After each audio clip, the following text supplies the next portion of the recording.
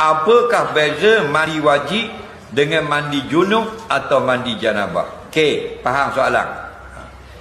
Jawabnya kita kena faham dulu. Apakah makna mandi? Mandi ini meratakan air yang bersih ke sekalian badan dengan niat.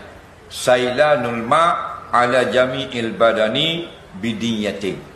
Awak kita ikna dan patu qari. Meratakan air sekalian badan yang zahir ada niat. Itu mandi. Faham lagi? Kalau wajib maka namanya mandi wajib. Kalau sunat namanya mandi sunat. Faham lagi? Okey. Dah beza benda mandi wajib dengan mandi junub. Jawabnya nama saja beza, hukumnya sama. Mandi wajib makna perbuatan mandi itu diwajibkan ke atas dia. Mandi junub itu wajib juga. Cuma hadas itu berlainan. Hadas ni disebut hadas. Ada dua, satu hadas kecil, satu hadas besar.